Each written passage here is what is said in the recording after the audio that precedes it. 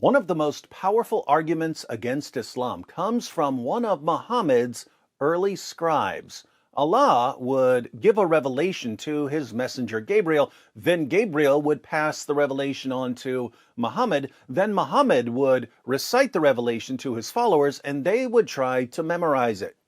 But memorizing it was difficult, so a scribe would write down the revelation. A man named Abdullah ibn Sa'd ibn Abi Sar converted to Islam and became one of Muhammad's scribes. But he eventually left Islam and became an apostate. Why did a man who learned the Quran from Muhammad himself decide to become an ex-Muslim?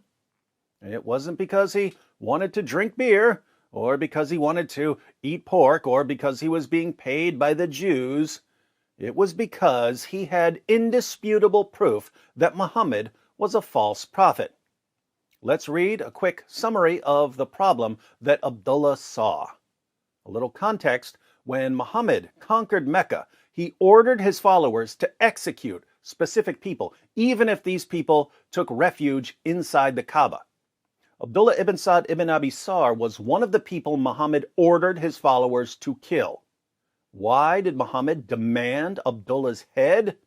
This is from 23 Years by the Iranian scholar Ali Dashti. The last named on Muhammad's execution list, referring to Abdullah, had for some time been one of the scribes employed at Medina to write down the revelations. On a number of occasions, he had, with the Prophet's consent, changed the closing words of verses. For example, when the Prophet had said, "And God is mighty and wise," Abdullah ibn Abi Sar suggested writing down, "knowing and wise," and the Prophet answered that there was no objection. Having observed a succession of changes of this type, Abdullah renounced Islam on the ground that the revelations, if from God, could not be changed at the prompting of a scribe such as himself. After his apostasy, he went to Mecca and joined the Qurayshites. So Muhammad would receive revelations and recite these revelations to Abdullah, his scribe, and Abdullah would say, in effect, "Why don't we write it like this instead?" And Muhammad would reply, "Fine, write it like that." Abdullah eventually realized that if these were actual revelations from God, and if Muhammad was an actual prophet from God, Muhammad wouldn't keep letting his scribes make changes to the text of Allah's perfect, eternal word. Abdullah concluded that Muhammad wasn't a true prophet, and he abandoned Islam. This was a huge embarrassment to the early Muslim community, so much so that Allah even complained about Abdullah in his eternal speech, the Quran. Surah 6, verse 93. The commentary we're going to read in a moment uses the Pickthall translation, so we'll read the Pickthall translation of this verse. "Who is guilty of more wrong than he who forgeth a lie against Allah, or saith, I am inspired, when he is not inspired in aught, and who saith, I will reveal the like of that which Allah hath revealed?" So Allah is condemning someone who forges a lie against him, and someone who says he's inspired when he isn't, and someone who says, I can reveal verses just like the ones that come from Allah.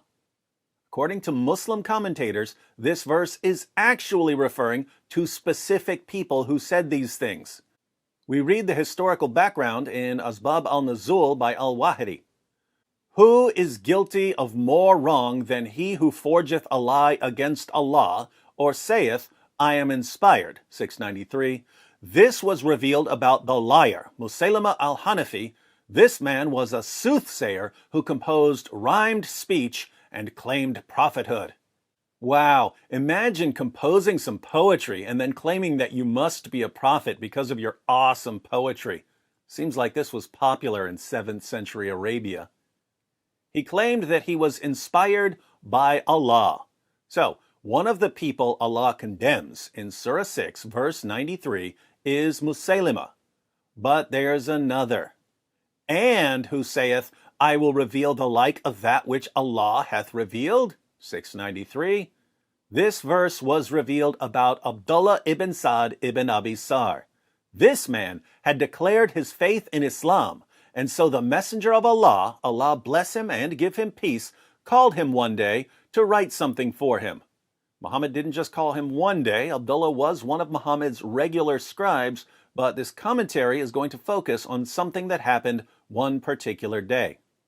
When the verses regarding the believers were revealed, verily we created man from a product of wet earth. This is the passage about the creation of man in Surah 23, 12 through 14.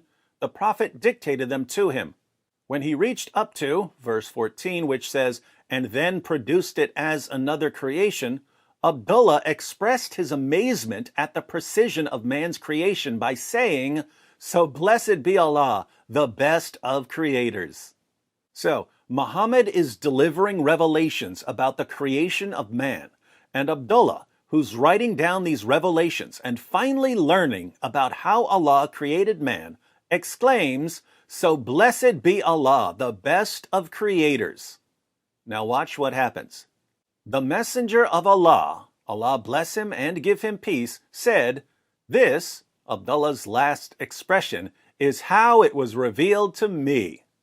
In other words, Muhammad said, Abdullah, your words, so blessed be Allah, the best of creators, those words you spoke were just revealed to me as part of this verse. At that point, doubt crept into Abdullah.